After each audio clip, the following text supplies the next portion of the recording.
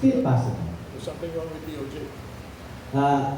It's possible there's something wrong with DOJ, PAO, anybody among us. Kaya nga, all of us, sabi ko nga po sa lagi namin sinasabi, pag may investigasyon, dapat magsimula sa amin lahat. Walang tatago. So, lahat kami investigahan. And again, that's why I keep on calling on media. Fulfill your function to check on us. Call us out. Hindi naman kami sasama ang loob kung i-call nyo kami, di ba? Kasi trabaho nyo yun, trabaho din namin. Thank you. Sir, patanong lang po from Jeffrey Hernaez. Wala siya rin. Wala po. Sir, patanong niya po, who is ZJ, the alleged Pogo boss who helped Ong and Go secure hotel bookings? Wanted din kasi sa Pilipinas si ZJ, so ipapahanap din daw. Xiang Ji. Sinabi ko na kanina. Sir, patanong lang, paano? Pagalitan mo siya. Pagalitan mo. Xiang Ji.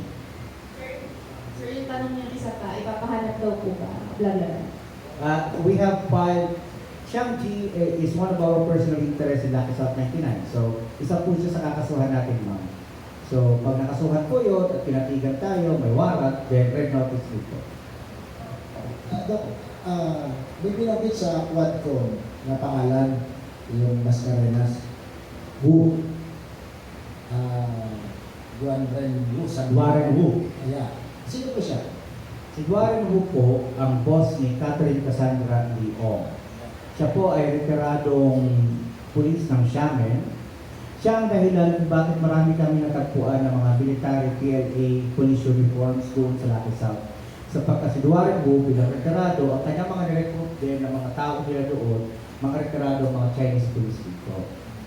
No. So, that puts to rest the allegation that there are spies in Lucky South. We've been saying there are no spies in Lucky South 99. Nagkataon lang si Warren Wu ay retiradong police officer. How big is an operator is Warren Wu? Big.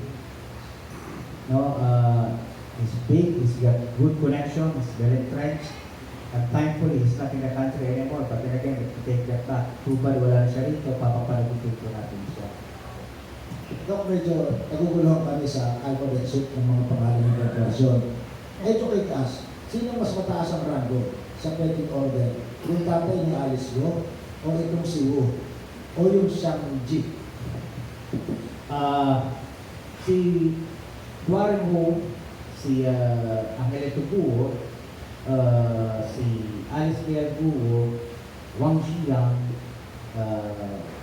Lin Baoling, Xiang Ruijin, Xiang Ji, all of Warren Wu, they're all part of one group, the Pujenta. Hindi pa po namin tukoy, in all honesty, kung sino yung mataas sa pecking order sa mga.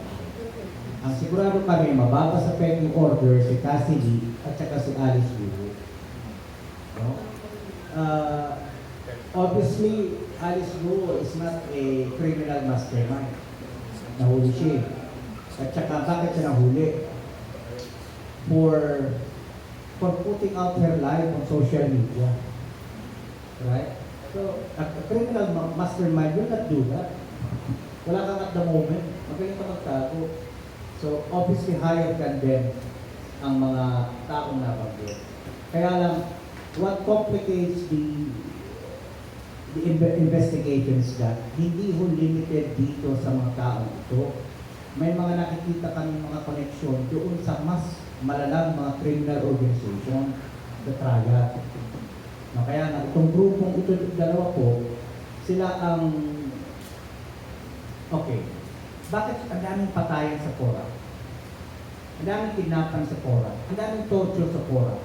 Pero walang ganoong report sa Bamban. Sapagkat dito sa Porac, maraming ulo dito ay mga ulo ng trial na wala doon sa Bamban. So yun po yun. Money laundering sa isa, money laundering pareho, pero dito ang control, mga negosyante, mga scammer lang, hindi sanay pumatay. Pujanggan. Sila Alice, yung grupo na. Pero dito sa Lucky South, sanay pumatay. Mga trial, mga dating pulis at so on. So ang mga hindi man biggest boss bigger boss ay natin sa Korak? I would caution you on that conclusion. Kasi we have not yet reached the logical conclusion of our investigation. Yung pong pangalan kasi siya ba yung totoong Pilipino o kagaya rin ng mga grupo? 100% Filipino po yan. Kami nagkamali po yan. Let me apologize for that. Akala rin namin siya po ay katulad ni Alice Puyo. But her parents were born Chinese. Yung dalawang magulang born Chinese. Pero nung late 70s, yung mga magulang ay not-naturalized. Kaya nung pinanganak siya, Pilipino na po yung mga magulang. Ano yung medyo may taas? At 19 years old, paano siya na-involve dito? Sino ang kanyang connect sa grupo ng Toro Toro? At 24 years old po. 19 po siya nagsimula. 19 nagsimula. Wesley ko.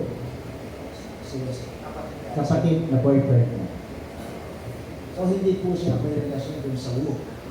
Kasi sabi ng isang testigo, doon daw tumutuloy sa bahay. Doon nakatira si Cassie Leong sa 2.5 billion mansion ni Duaring po sa Porac, Pampanga, yung malapit doon sa Artificial Lake. Pero boyfriend din po siya ni Wesley Go.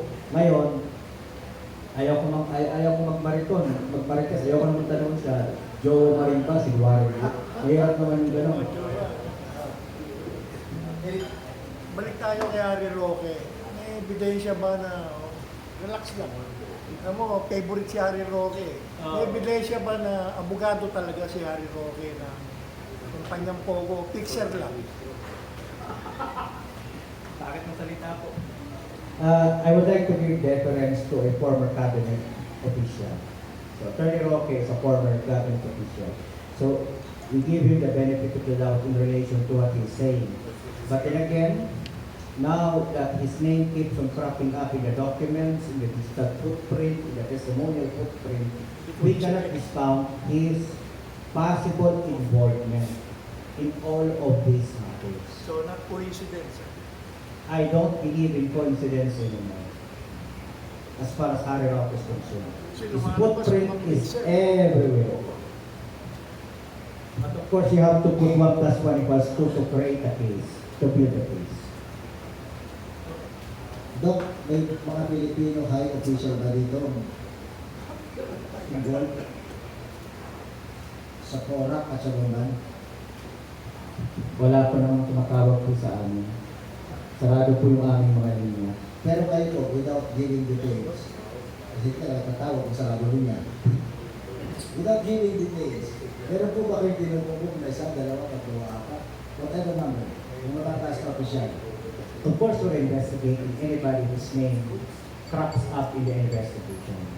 But investigating is one thing, building a case is another.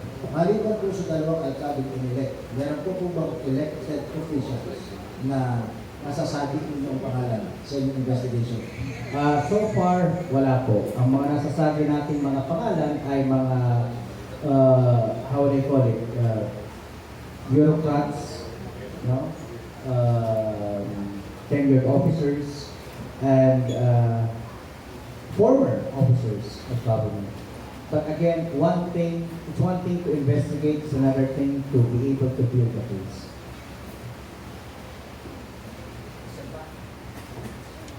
Sir, on Harry Roque, dahil na-bring up na po, siya po ba yung highest ranking so far na sinasabi niyong former officer, among the former officers of government you're looking at?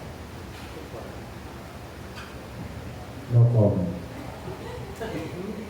Sir, is another question on, you mentioned a while ago that you do not believe in coincidences anymore because his footprint is everywhere. What is the most glaring footprint when it comes to Harry Roque in these cases? Again, no comment because I will not give our aces before the public. Dok, nagbago ang behavior ni Atty. Harry Roque sa pagdinig sa House of Representatives. Dati high pitch ang description ng iba, suplado. Pero ngayon parang mababa ng tono ng kanyang boses. Ayun po, sa next investigation. Does it connote something? If I were you, I would defer that question to Harry Roque.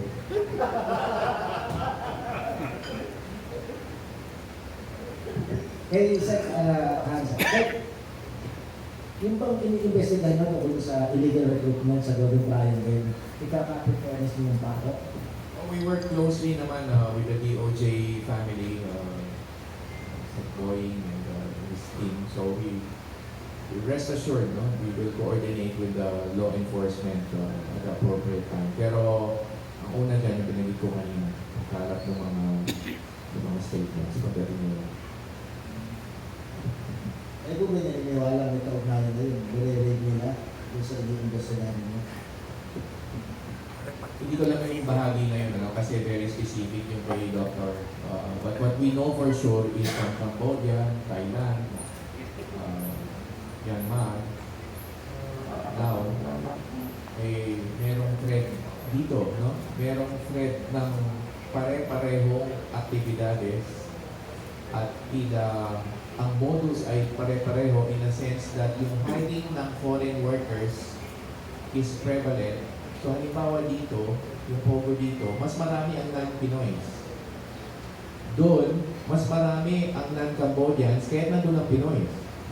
So yung ganong klaseng modus, and then I think may bearing din yung language ng Pogo operation. So halimbawa kung yan ay illegal call center operation, kailangan ng English speaking, so nandun tayo. Dito, hindi ko alam kung ano ang lingwahe ng operation dito. Pinapalagay ko hindi English kasi nga may maraming non-Filipino national. So may ganun klaseng estilo. Again, I am not deep into the investigation. I cannot speculate as a lawyer, no? But tila baga may kaugnay lahat. May put-in question. Pilipino daw po sa Lebanon, mga OFW. Ano ang sitwasyon? Yes, sa ngayon we're working closely with our embassy, the DFA again, sa paghahanda. We are ready, no? We have been ready since last year.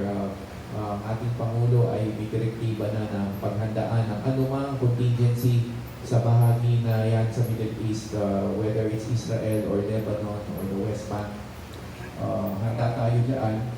And together with the DFA, Ambassador Balatbat in Beirut, and our labor attaché, Alex Padain, we're ready with any contingency sa Lebanon. I cannot disclose the details of our evacuation repatriation plans, but rest assured there are evacuation points in country and out of the country, and merong shelter na nakahanda. And we have been communicating ngayon, ang sitwasyon ngayon, ang labanan ay nasa border between northern Israel and southern Lebanon. Wala nang Pilipino dun sa mismong border areas. However, may southern cities, kasi border towns, southern cities, gitna, Beirut. Yung 11,300 na Filipinos, karamihan nandun sa Beirut, sa gitna. May southern cities in between the border towns and the central part, Beirut. Nando doon mga less than 100, and we are now in the process of evacuating them. And again, may shelters na. I cannot identify the location of the shelters for security reasons. But the other thing is, merong 45 na alam kong pinoproseso pa uwi. It's taking a bit of time with the immigration authorities sa Lebanon, but we are patient in a sense that they are all safe and just ready to be flown home. Bukas pa naman ang Beirut International. At nagdadasal tayo na hindi lalala ang sitwasyon. Sir, paano po natin kukumpinsin yung mga Pilipino na nasa Lebanon na umuwi? Eh marami sa kanilang naniniwala, hindi raw naman hindi naman reckless bombing ang ginagawa ng Israeli forces at gumagamit pa sila ng guided munition, napakadalang daw na collateral damage. So, with that, nagkakaroon sila ng feeling na safe sila at hindi sila uuwi. Okay, sa ngayon alert level 3, meaning total deployment ban to Lebanon, but voluntary repatriation. Kaya ganoon na lamang ang statement na linabas ni Ambassador Balatbat last weekend. Sabi niya, kababayan sa Lebanon, avail na kayo ng repatriation, umuwi na kayong lahat, please, ganyan. So, we joined the DFA in that call, it's voluntary. No? Kaya, sa ngayon, talagang hihikayatin natin sila. One way, is yung binanggit ko kanina. Karamihan ng mga workers sa Lebanon ay domestic workers. At yung pagtaas natin ng financial assistance, from 100,000 to 150, from DMW-OWA alone, wala pa dyan yung pinasecrex sa DSWD and other possible forms of assistance from other agencies. that alone can stem the tide for them for at least a 3, 4, 5 month period. So, ito ay isang form ng panghikayat sa kanila. Unprecedented, yung bibigyan sila ng 150,000 pagkabot sa Pilipinas. Second, ay binabantayan din natin siyempre ang political and security situation. We are not experts in that field, so we have to depend on our colleagues at the DFA, the Department of National Defense. Ang isang mahalaga ngayon dito, particular din sa Red Sea, ay we're thankful to Sec. Ibo kasi he has linked us with his team so that it's not just DFA and DMW now, it's DMW, DFA, and DND. Tatlo na kami nag-uusap. Kahapon dun sa International Maritime Stakeholders Meeting na binanggit ko, ando ng DND. So we are well versed and briefed sa security aspect. Marami doon confidential, kaya hindi ko maihag ngayon. But rest assured, binabantayan din natin ang security aspect na sana hindi lalala, pero may potential na lumala. Magkano po average salary ng mga Pilipino domestic personnel? Ang average ay around, naglalaro sa mga 20, mataas na siguro ang 25,000 a month. So yung 150,000, katumbas ng kalahating taong sweldo nila. Conservatively, yung binanggit kong 4 to 5 months, conservative yun. Kasi posibleng pag matagal na ay malaki na rin. Conservative yung 4 to 5 months, but tama kayo. Potentially, it could be more than, it could cover more than 4 to 5 months salary. Teka po, yung mga bigyan hindi naman legal, ang pagpunta rin. Wala po ba pinipili yung 150,000? O walang pinipili po tayo sa mga mandato natin sa batas, whether documented or undocumented. So lahat sila makakatanggap ng 150. Yes, ngayon si Admin Arnel Ignacio sa OWA, kung OWA member yung pauwi, posibleng may karagdagan kayo. Para naman may pribilehiyo rin yung faithful na nagbabayad sa OWA. So depende na yun kay Admin Arnel, yung their programs will kick in na over and above the 150 na tayo mentioned. Yung po ba OFW natin doon na domestic worker? Kagaya din sa ibang bansa, like Saudi na kontrolado ang buhay, di pwede lumabas. O sa Lebanon, kung ayaw na ng mga Pilipino, kung gusto na umuwi, pwede silang lumabas kahit ayaw na namin. Hindi ko masyadong kapoy tanong kung malaya sila. Na makalabas. Kahit ayaw na namin. Yes. Kasi sa Saudi, hindi pwede. Hawak ang passport. May ganun din. May exit visa requirement din sa Lebanon. Pero, having said that, ang malaking kaibahan kasi, as you know, in Lebanon, mas merong mixed religion, mas should I say, mas heterogeneous in terms of religious persuasions, may Christian side din na Lebanon.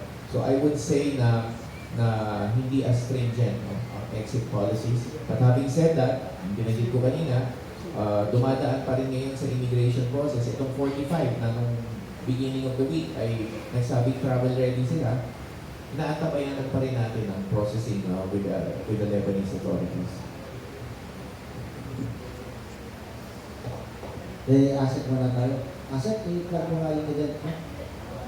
Nakagalimutan namin. Medyo malaki yung ano yan, ano? Event, 2,500 participants. Opo, maraming salamat po ulit. So, ipa-plug ko lang po ulit itong Asia Pacific Ministerial Conference on Disaster Reduction. Ito po ay gaganapin sa October 14 to 18 sa PICC po. Meron po tayong expect na 62 countries na pinatanding po at least naka-register na to date. Marami po tayong expect na high level po na darating from ministers. Nag-invite rin po tayo sa Office of the President at sana po makapag-confirm ng attendance si Presidente. So marami po tayong mga sessions po dito, may plenary, may working session, may exhibit booths, meron po tayong Philippine Pavilion, at meron po tayong mga showcase po ng mga technologies at mga initiatives on disaster reduction. Sige. I understand merong ongoing operations ng police to arrest Pastor Sibuloy. May report na kami.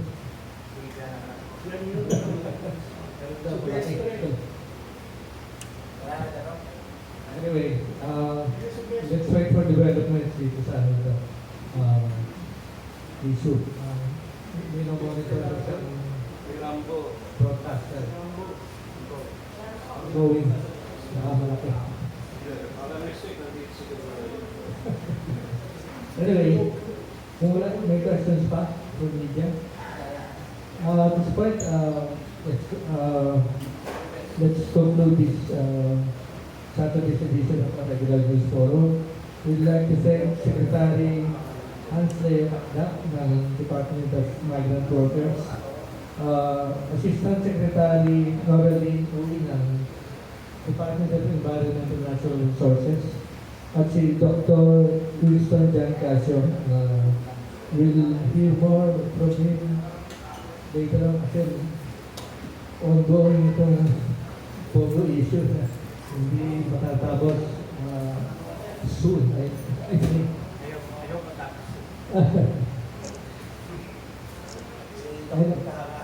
Si Dr. Kahanga kasi napakadalang ng Pilipino nakakatanda ng mga monosyllabic name, much more names. Kaya na gano'n.